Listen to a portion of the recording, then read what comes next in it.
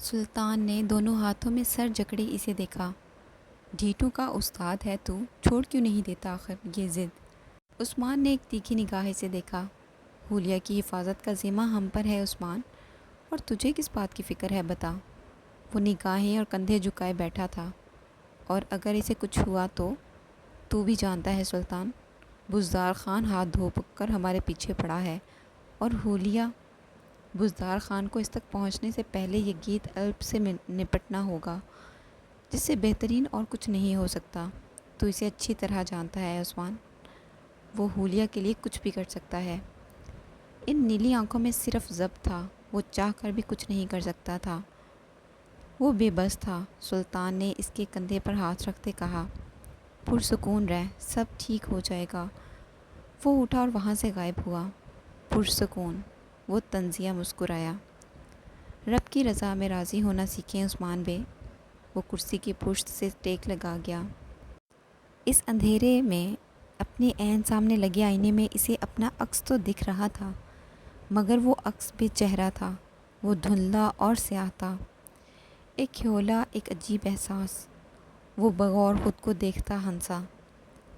جب وہ رب ہی محبتوں کو مکمل کر دینے والا ہے تو ہم کون ہوتے ہیں اپنا الگ سے حساب رکھنے والے؟ تم کہتی ہو وہ مکمل کرتا ہے محبت کو، وہ مکمل کر دینے والا ہے، اور ان محبتوں کا کیا جو بیچ راستے سرِ عام ہم سے جدا ہو جاتی ہیں اور ہم کچھ کر نہیں سکتے؟ یک طرفہ تڑپ کا کیا؟ وہ تب کیوں نہیں دیکھتا اپنے بندے کو تڑپتا ہوا؟ تب وہ کہاں ہوتا ہے؟ تب وہ کیوں مکمل نہیں کرتا؟ تم کہتی ہو وہ سکون بخشتا ہے، میں کہتا ہوں وہ تکلیف دیتا ہے۔ تم کہتی ہو وہ سمیٹ لیتا ہے، میں کہتا ہوں وہ بکھیر دیتا ہے۔ کیوں وہ ایسی محبت انسان کے دل میں ڈالتا ہے جو اس کا مقدر ہی نہیں بن سکتی؟ تم مشرق ہو اور میں تو مغرب بھی نہیں، شاید بیچ میں کھڑا ایک بے سمت نشان، جس کا نہ کوئی حساب رکھتا ہے نہ کوئی پرکھتا ہے۔ تو تم مجھے کیسے مل سکتی ہو؟ ہم دونوں ہی ایک دوسرے کے الٹ ہیں، تو تم کیسے میری ہو سکتی ہو؟ تو ہے چاند شفق کی حور کوئی، اور میں آس میں بیٹھا دور کوئی۔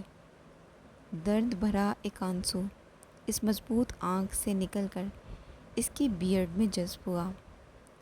وہ آنسو اس قدر شدت بھرا تھا کہ اسے اپنے رخسار پر پھیلتا ہوا تپتا ہوا سیسا محسوس ہو رہا تھا، جو جلا کر راکھ کر دینے والا تھا۔ وہ طنزیہ مسکرایا اور کرسی کی پشت سے سر ٹیکے اس اندھیرے میں قید ہو کر رہ گیا۔ شفا آنٹی نے ایک حیران کن نگاہ اپنے سامنے بیٹھی اس تیکھے ناک والی مغرور خاتون کو دیکھا، جو اس کے مطابق ایک گولڈن پتہ آج اسے تھما رہی تھی۔ فنڈز فائل اپنے سامنے ٹیبل پر دیکھتی شفا آنٹی کچھ متذبذب ہوئی۔ سب خیریت؟ اچانک اتنا بڑا فیصلہ؟ آپ نے مجھ سے پہلے ذکر نہیں کیا اس بات کا؟ شفا نے بات کی تصدیق چاہی، مگر مقابل خاموش تھی۔ مجھے لگتا ہے اب میں یہ سب مزید سنبھال نہیں سکتی، اور بھی کافی کام ہے، اور میں اسے اب مزید مینیج نہیں کر سکتی۔ آپ مجھ سے بہتر اسے سنبھال سکتی ہیں۔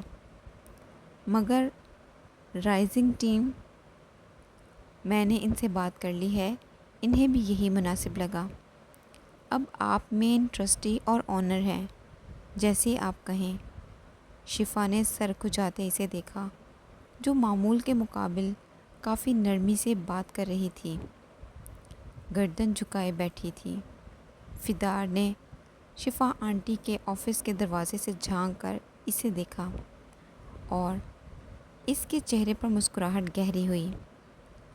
فدار سے بچنا ناممکن ہے، کہتی ہوئی وہ اپنی اینک درست کرتی کمرے میں آئی۔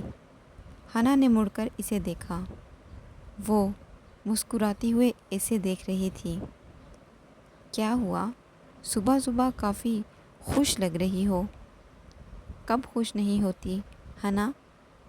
اس نے آئی برو اٹھائے۔ دیکھا، ہماری محنت کامیاب ہوئی۔ وہ ڈرپوک تو ٹریک پر آ چکی۔ ہنا نے حیرانگی سے مڑ کر اسے دیکھا۔ کیا واقعی؟ وہ حیران ہوئی۔ میرا کوئی پلان بھی بیکار نہیں جاتا۔ اب تو مان چکی ہو نا؟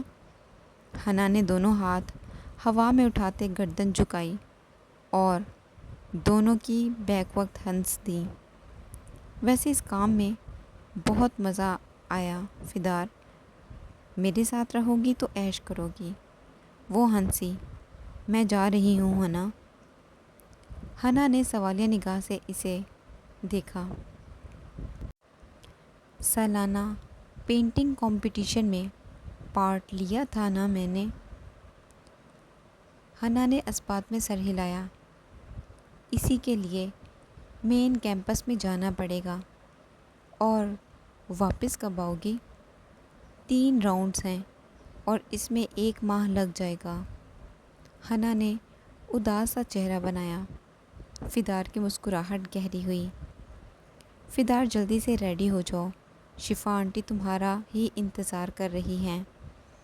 گلفام کی آواز پر اس نے اثبات میں سر ہلایا اور اپنی کرلی بالوں کو بمشکل پونی میں قید کرتی وہ اپنے بھورے رنگ کا تھیلا کندھے پر ڈالتی مڑی، مگر رکی۔ وہ اپنے تھیلے میں ہاتھ ڈالے کچھ نکال رہی تھی۔ ہنا کے اسٹڈی ٹیبل پر رکھتے وہ مسکرائی۔ تمہارے لیے۔ ہنا نے ایک نظر دیکھا۔ وہ کاغذ کی بنی ہوئی ایک تتلی تھی جو عام تتلیوں جیسی بالکل نہیں تھی۔ وہ ایک خاص قسم کی تتلی تھی جو کاغذ کو بڑی مہارت سے موڑ توڑ کر بنائی گئی تھی۔ وہ دیکھنے میں بالکل ایسی تھی جیسے خود اس میں اگر جان پھونکی جائے تو وہ اڑ پڑے گی۔ فدار نے ہنا سے ہاتھ ملایا اور چل دی۔ وہ اوڑی کے دروازے سے لگی اسے جاتا ہوا دیکھ رہی تھی۔ وہ لڑکی بہت کم وقت میں اس سے خاموشی سی لڑکی کی زندگی میں ایک ادھم مچا چکی تھی۔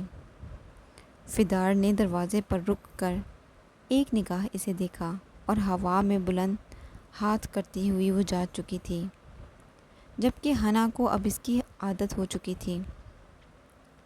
کچھ دن وہ خاموش سی رہی، یوں جیسے وہ پھر سے اپنی اسی زندگی میں واپس چلی گئی ہو۔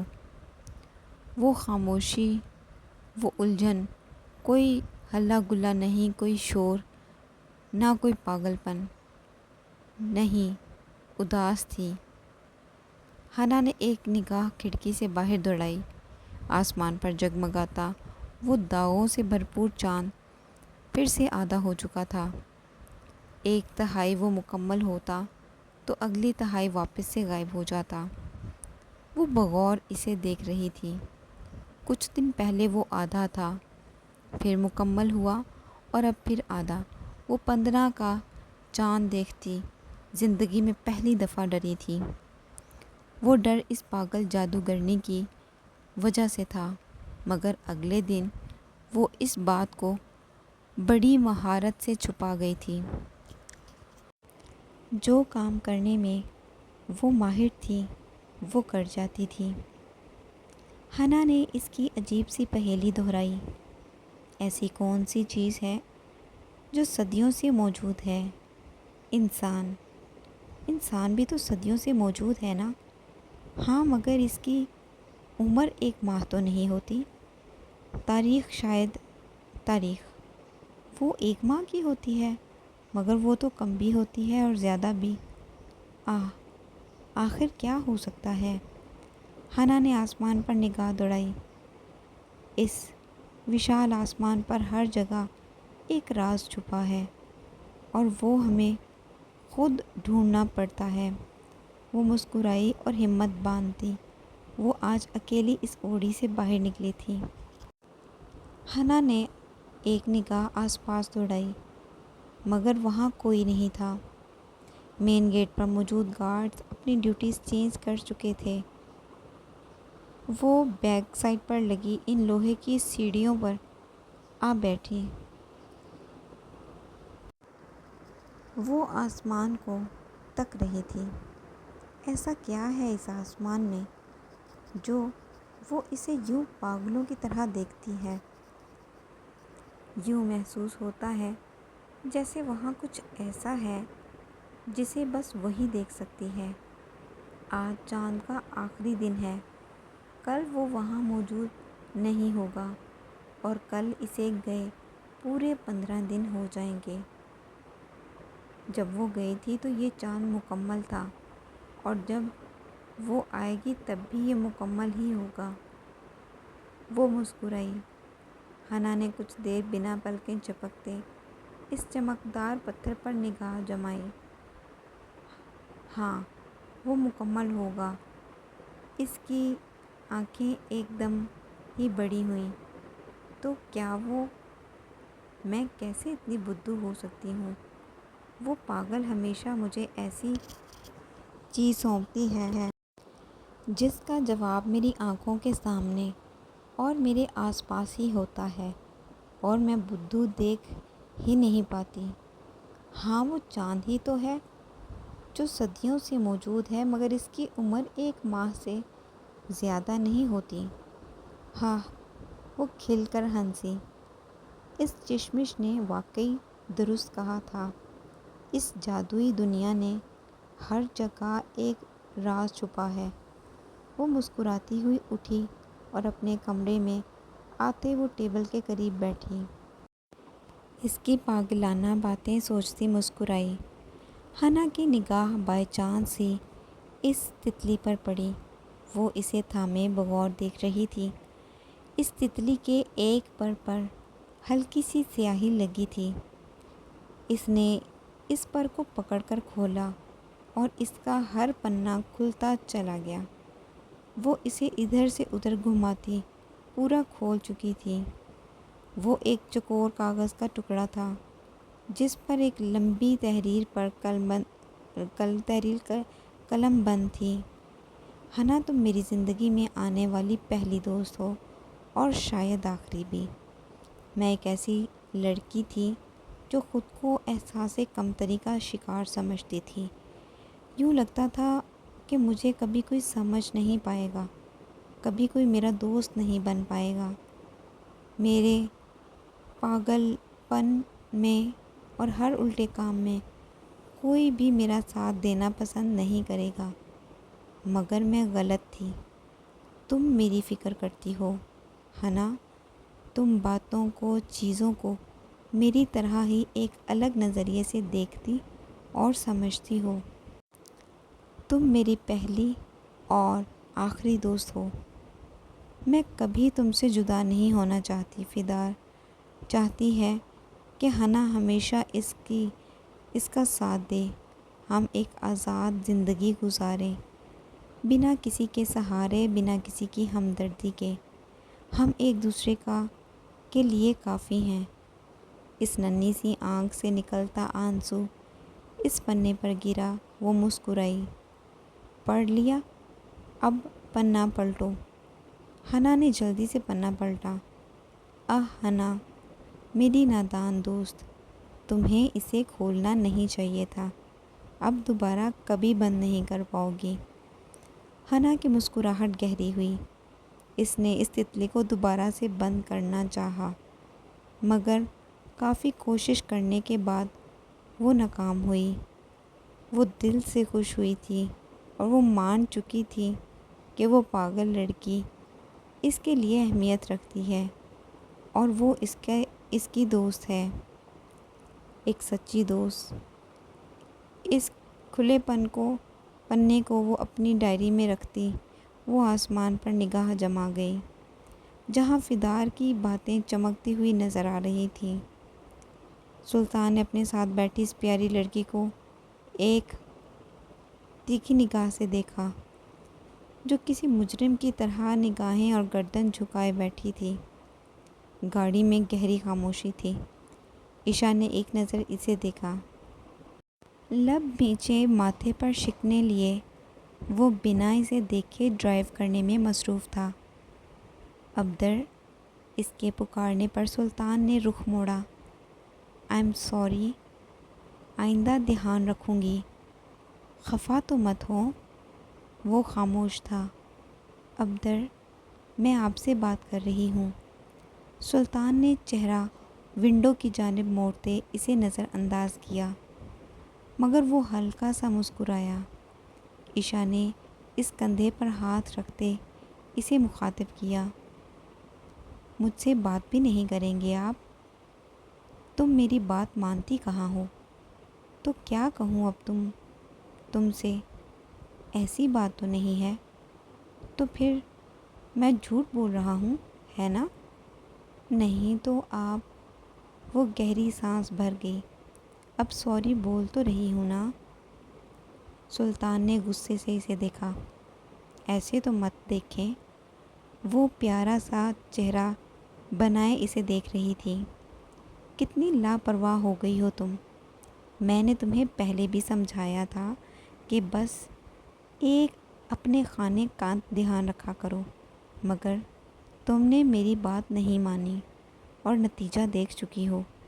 وہ گردن جھکا گئی۔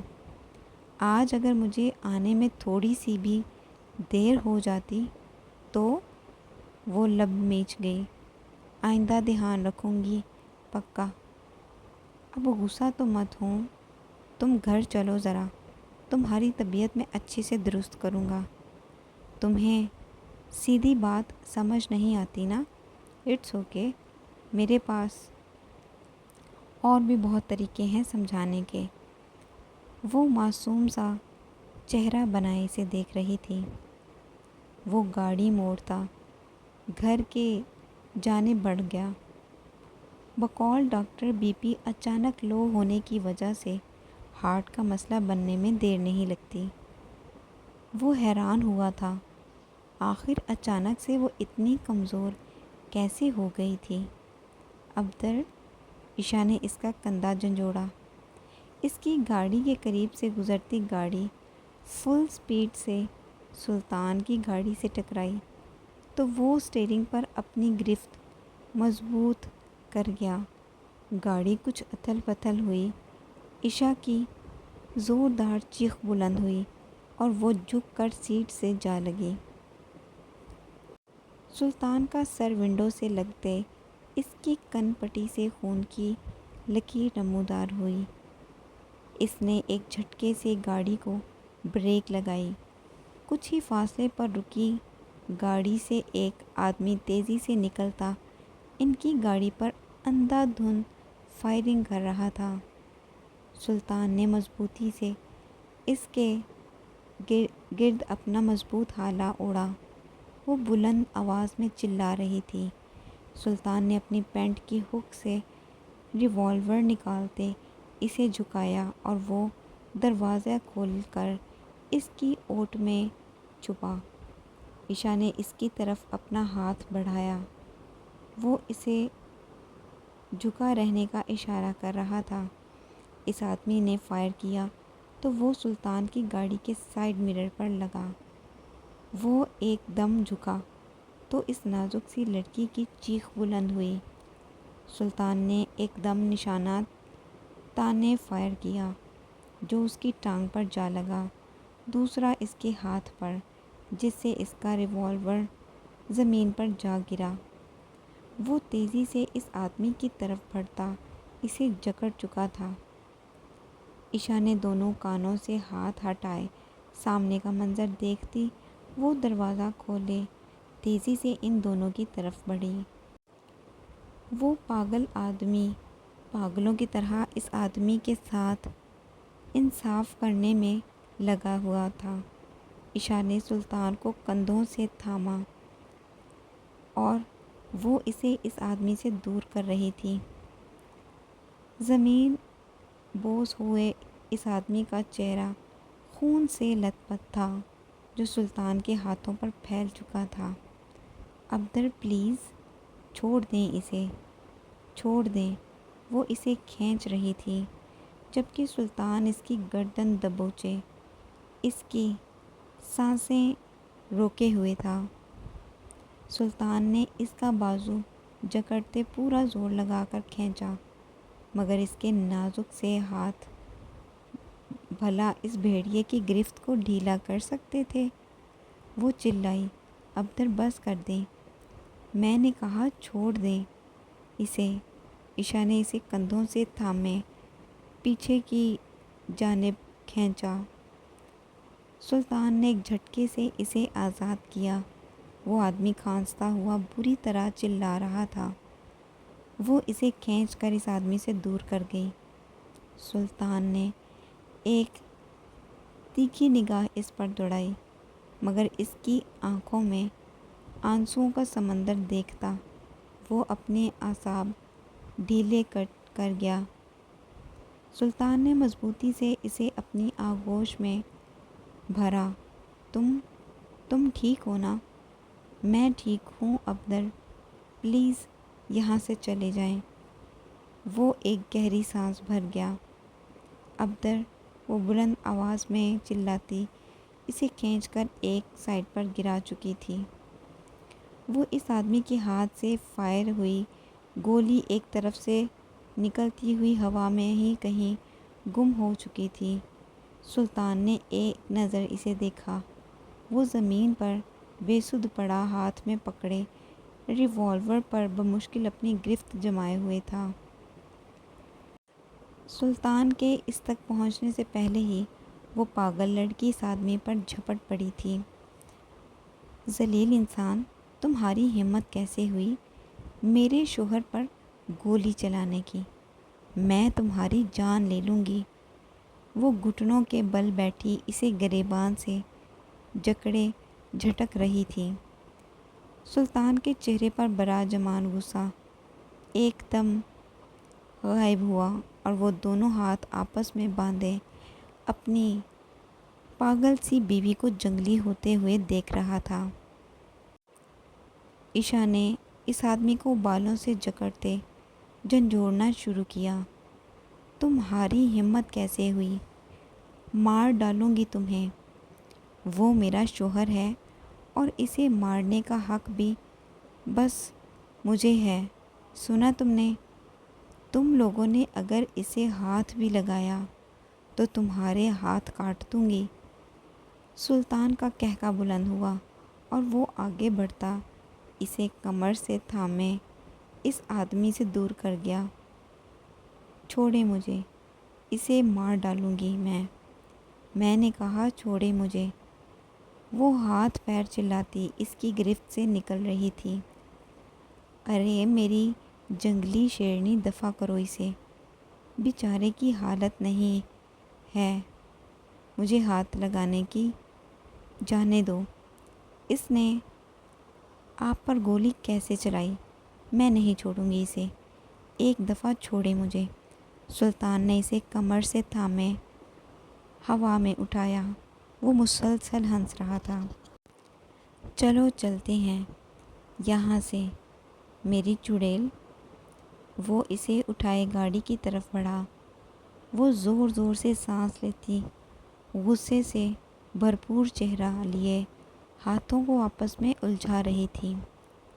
سلطان نے اس کے ہاتھ آزاد کرتے ان پر اپنی گرفت مضبوط کی۔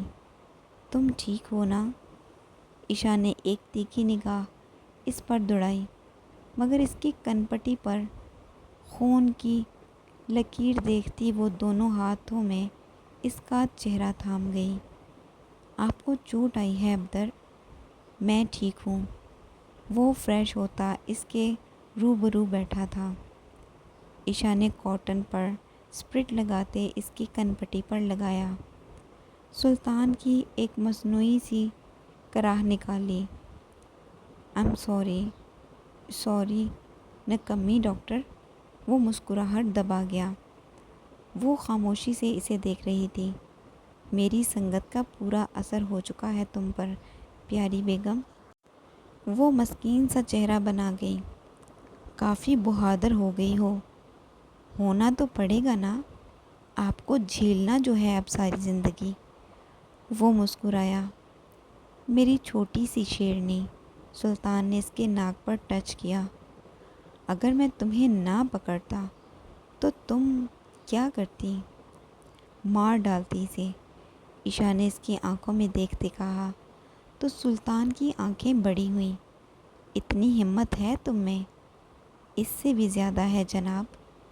وہ تو بس آپ ہی مجھے ہلکے میں لیتے ہیں۔ وہ سر جھکائے ہنسا۔ میں ہر اس انسان کو مار سکتی ہوں جو آپ کو تکلیف پہنچائیں گے۔ ہائے صدقے! سلطان نے دل کے مقام پر ہاتھ رکھا۔ اتنی محبت؟ وہ مسکراہٹ دبا گئی۔ جی نہیں تو اور کیا؟ قدر ہے نا آپ کی، اس لیے۔ آپ جیسا انسان ہر کسی کو تھوڑی ملتا ہے، عشاء نے بال پیچھے کرتے کہا۔ میرے جیسا مطلب پاگل انسان؟ وہ ہنسا۔ پاگل لڑکی کو وہ ہنسی۔ محبت تو تم کرتی ہو، اس خوش فہمی سے نکل آئیں تو ہی اچھا ہے۔ وہ اس کے زخم پر بینڈیج لگا چکی تھی۔ سلطان نے ماتھے پر شکنیں لیے اسے دیکھا۔ عشاء نے آئی برو اٹھائے۔ میں تو خفا تھا نا تم سے۔ ہاں، وہ رخ موڑ گیا۔ اب مجھ سے خفا ہوں گے آپ؟ مجھ سے؟ وہ جھک کر چہرہ اس کے مقابل کرتی، پلکیں جھپکتی بولی۔ وہ معصومیت سے بھرپور چہرہ دیکھتا، ایک پل میں اسے اٹھا کر اپنی آغوش میں سیٹ کر گیا۔ بس ایک یہی کام نہیں کر سکتا میں، تم سے خفا نہیں ہو سکتا۔ وہ شریر سا مسکرائی۔ سلطان نے جھک کر اس کے بالوں میں چہرہ چھپایا۔ گڑیا جی، اپنا کچھ ضروری سامان پیک کر لو۔ وہ کس لیے؟ ہم شفٹ ہو رہے ہیں۔ کیا شفٹ؟ مگر کہاں؟ عشاء نے اس کا چہرہ اپنے بالوں سے نکال کر روبرو کیا۔ ایک خوبصورت جگہ، امید ہے تمہیں پسند آئے گی۔ مگر کس لیے ابدر؟ ہم اپنا گھر چھوڑ کر کیوں جائیں گے؟ ہم اپنے ہی گھر جائیں گے میری گڑیا۔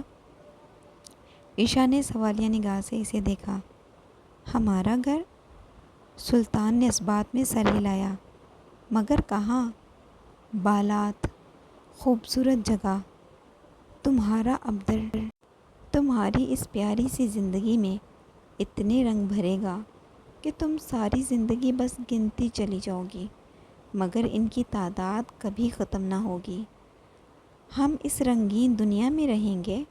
وہ کھل کر مسکرائی تو سلطان نے اس کے نمایاں ہوتے پیارے سے ڈمپل پر اپنی محبت کی مہر ثبت کی۔ کچھ ضرورت کا سامان پیک کرتی وہ آج پرکشش فلیٹ کو بغور دیکھ رہی تھی۔ یہاں اس کی زندگی کے بہت خوبصورت اور بدصورت دن بھی گزرے تھے، مگر اسے یہ پسند تھا۔